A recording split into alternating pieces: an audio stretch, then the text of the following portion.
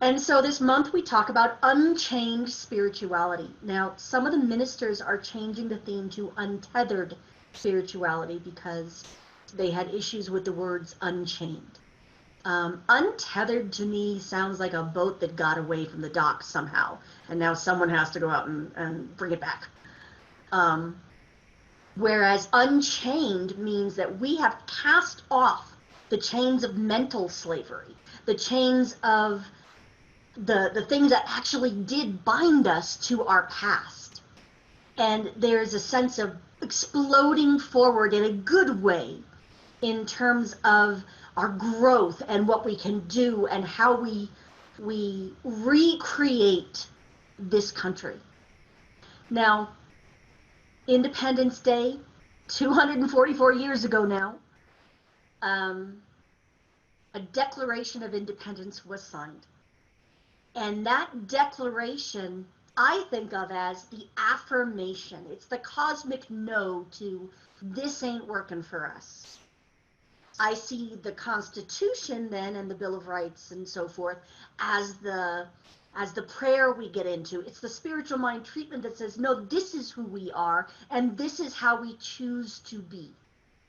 We choose to be together according to the Constitution, but in this moment, we are willing to look what is right in the eye and declare our holy no.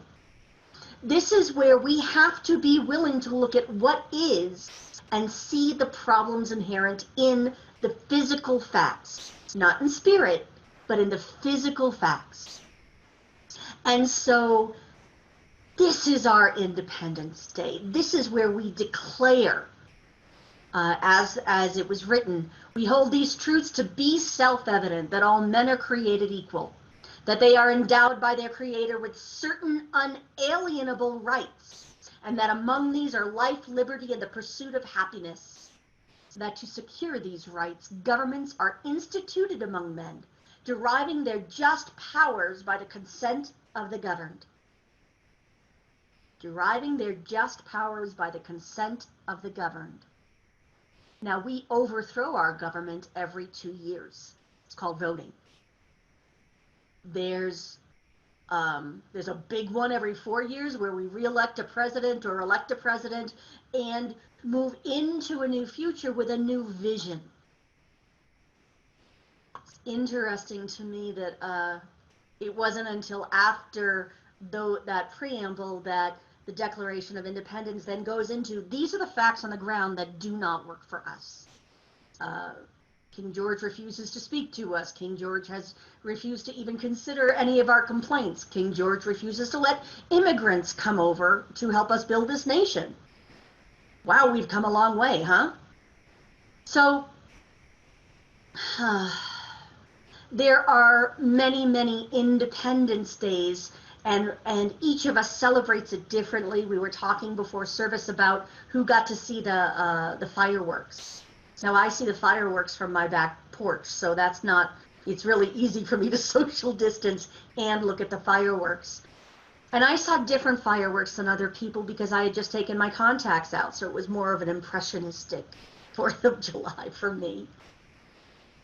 Each and every one of us defines Independence Day differently. For some people, it's just a movie about aliens. For other people, it's when we get to do the parades and the flag waving, and it's a time of great pride. I'm looking for a certain version of it. On July 5th of 1852, Frederick Douglass was asked to talk about Independence Day. And the keynote address he gave that day included the question, fellow citizens, pardon me, allow me to ask, why am I called upon to speak here today? What have I or those I represent to do with your national independence? The title of that talk was, What to the Slave is the 4th of July? And so there were times when the 4th of July was a painful day for many people, because it was kind of like they were looking at all of this good being celebrated and knew they could never reach it in their lifetime, or felt like that. In 1963, Dr. King didn't speak on Independence Day, but he did speak of his ideas of freedom and independence.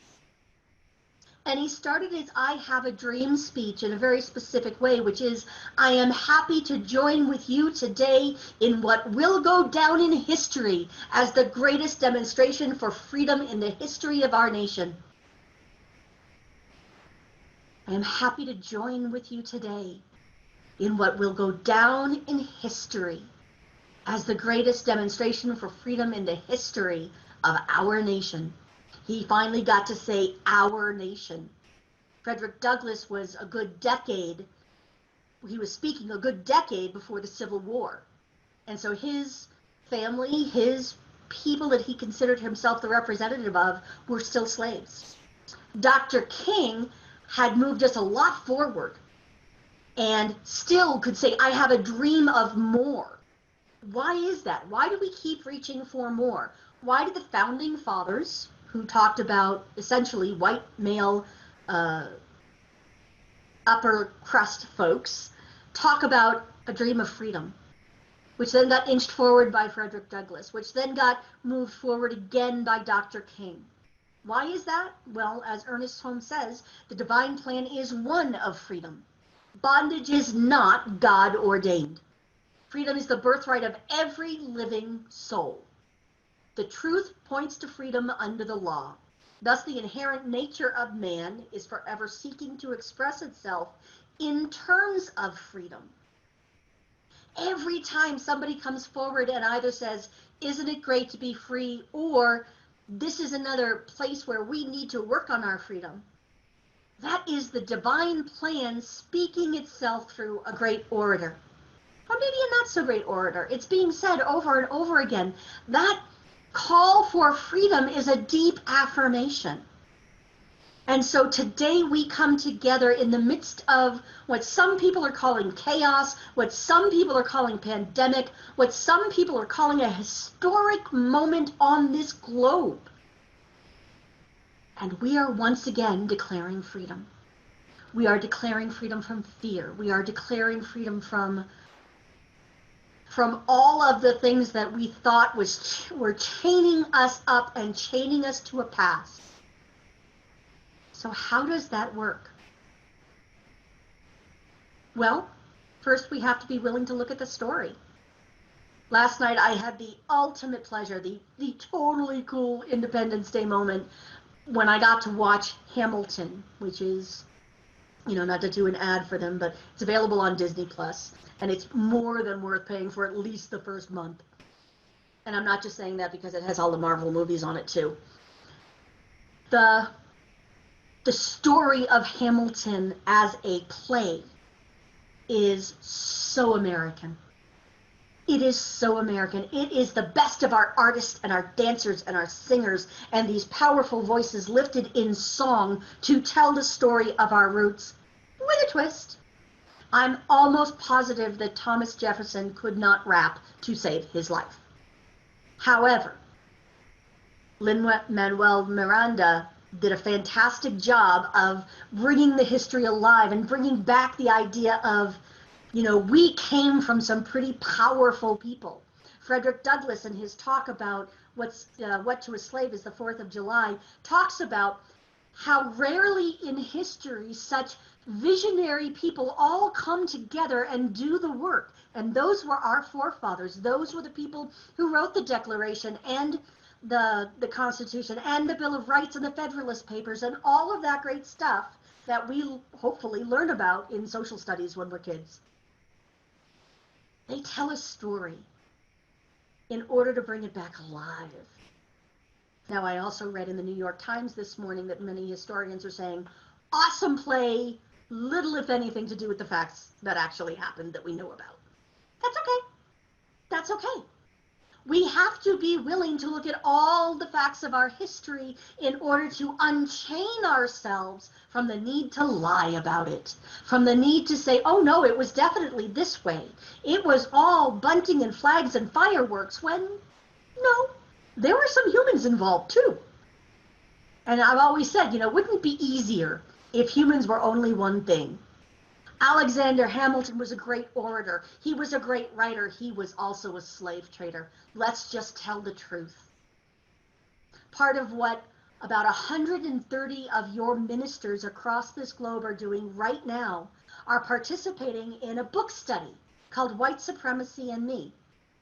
And I am not doing this simply to say, oh, this is how you guys are messing up. I am doing this because this is my work to do. And so I might be a little grumpy or edgy for the next 5 weeks. I'm just going to tell you. Because I have to look in at the sludge in my own shadow side. I have to look in myself and see where white fragility lives in me, where white supremacy and white privilege are living in me. And if I can awaken to it and declare, then I can declare my freedom from it.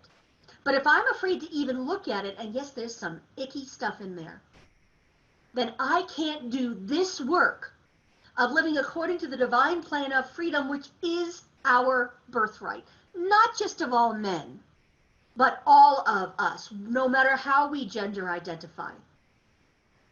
So I'm going to ask you to just come with me into a little bit of theory, and we'll talk about what it's like to move beyond being afraid to look at a part of the story. Ken Wilber is a great developmental psychologist and spiritual psychologist, and probably the father of transpersonal psychology. And he, in his early books, talked about the self, not self boundary. So, first of all, most Americans live from here up. We may as well just admit it. We religious scientists are really good at this part. We love the philosophy, and even Ernest Holmes warned us, too much theory, too little practice. Really easy to teach, really hard to live. And so we live from here up because we'll read all the books and we'll do all the mental exercises. And there comes a moment of maturity where we have to drop it down in our heart. And so according to Ken Wilber's theory, now the us, not us line is about here. And it lives head and heart. So we've expanded. But have you noticed, for many of us, going down to live within our heart and taking this truth into our hearts is hard work? It's like there's multiple versions of us living in one skin, and one of the ways I think about it is when I quit smoking.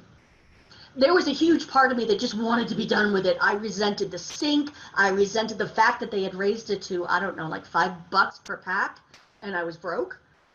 I just wanted to be done. And somehow, it was like my right hand never heard that part. My right hand went out all by itself and went and bought another pack. I had to teach myself to crochet so that the parts of me that wanted to quit tied my fingers together so I couldn't go light another cigarette. It's really bad to be crocheting and on fire at the same time. I'm just saying, little life tip for you. So as we move into a greater ownership of what really is available to us, then we move into our bodies. That whole smoking thing, my body was crying out to be able to breathe.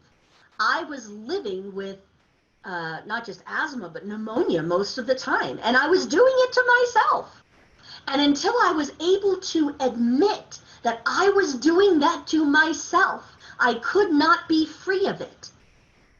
I had to go through the part of me that had to admit the only reason I started smoking twice was because some guy told me I wasn't allowed to, and I was enough of a little spitfire that I'm going to do what I want. Well, yeah, you're going to do what you want and cut off your nose to spite your face, or cut out your lungs to spite your face. This is the kind of thinking that goes on. Don't tell me I'm the only one who's ever done this. It goes on in the back of our mind. It's this weird, I will stand up for my independence by hurting myself. So as we take the self, not self boundary and move it to our whole body, after that, we have to move it out to include the body of our affairs, our relationships, our closest relationships, and then further relationships. Eventually, it becomes everyone. And guys, I'm telling you right now, this nation, this globe is awakening to a self, not self boundary that is much more spread out.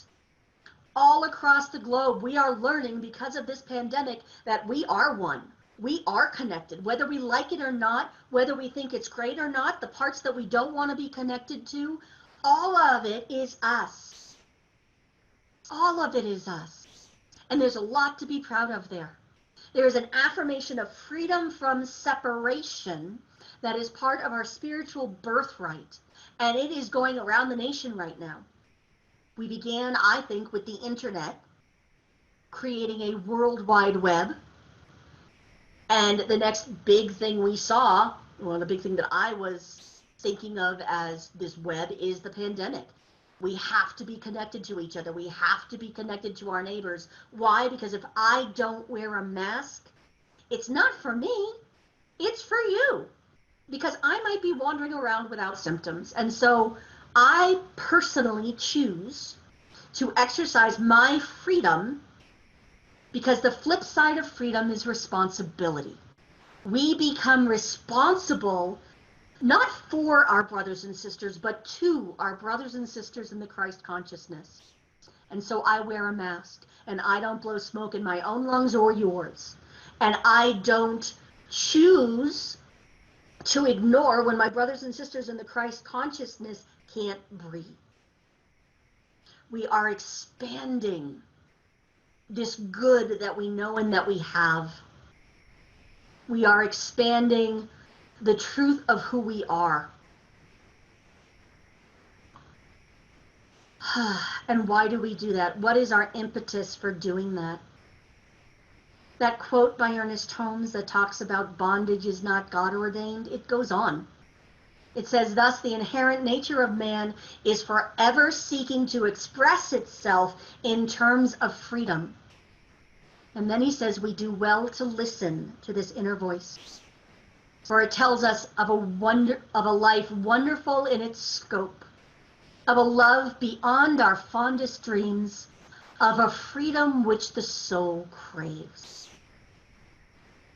Let me share that with you again. This is why we do the work of becoming unchained, why we do the work on the 4th of July of declaring our independence from those scary things that we're afraid to admit about ourselves. We do well to listen to this inner voice, for it tells us of a life wonderful in its scope, of a love beyond our fondest dreams, of a freedom which the soul craves. And the soul craves this freedom because it knows its own birthright. It knows who it really is. And so here and now, I declare that within the Christ consciousness, there is a divine idea that is all of us. There is a divine idea in the mind of God, which we share. And that divine idea is one of freedom and oneness. That divine idea is one where we can simply afford to be still, to stay still, and know that the voice within us is divine. It is love, it is perfection, it is peace, and it is freedom. And so on this Independence Day, I declare on behalf of all beings a new independence from fear, a new independence from false ideas, and a new independence from the parts of our past that no longer serve us. I have a dream, and I now affirm that dream is one of freedom, one where we all can join hands, one where we all can come together in the name of love and build a world that works for everyone, because we can afford to hear our brothers and sisters' voices. We choose to hear the Christ consciousness, even if it's coming out of the mouth on a face that doesn't look like ours, and one we had never thought to hear from before. I celebrate this freedom. I declare our independence from the great lie of separation. And with a grateful heart, I just stretch into this new space, this new roomier definition of self and not self, in which there's no such thing as not self. There's no such thing as not God. There is the recognition of oneness and perfection. In gratitude and celebration of that pure and perfect truth, I release this word to the law that I know moves it into form. I bless it all and call it good. I call it God, and so it is.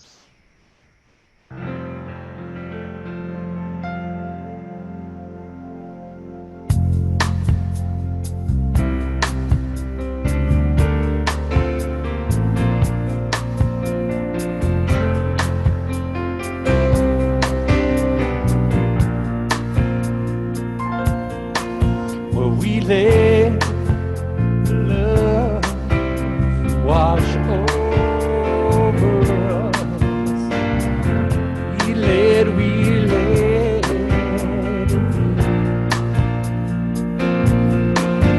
We let the joy wash over us. We let it be.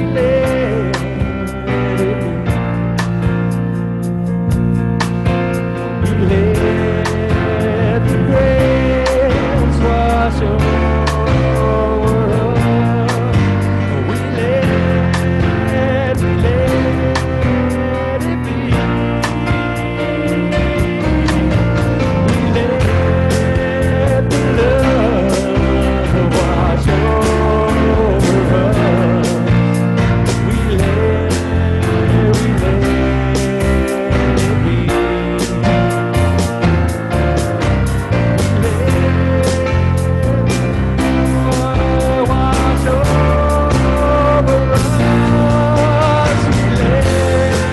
We let it be.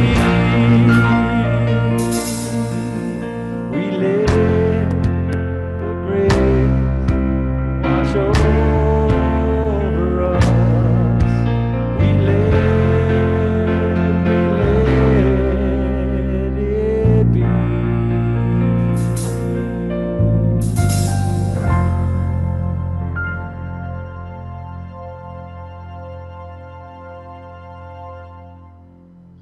And we let all of that good be. We let it be in our prayers, we let it be in our families, and we let it be in our finances. When we do tithes and offerings and donations to the center, what we're doing is telling the universe, this is serving us. This works for me. And I want more of this. Everything I affirmed in my talk, everything I affirmed in that prayer, if you want to participate in that, one of the ways to accept it is to make a donation to the center and let that tell the universe that this is what would serve you. And so you should have the links up in the chat area. There is a telephone number for text to tithe. I will be sending out written instructions on how to do this at some point. I haven't quite gotten them all down yet. Please know that your tithes and offerings matter right now. That while other things have changed, this has not. That it matters if we speak our word into law and make sure the universe knows that this is what we need. And so one of the ways we do that is to take our gift and hold it over our heart. And we make this gift consciously. It might look like you're holding an empty hand over your heart, but let it symbolize the gift right now. And we say the dedication of the offering, which is divine love, in and through me, blesses and multiplies all that I have, all that I give, and all that I receive. Thank you, life, and thank you, Marcy, for coming back and making me cry some more.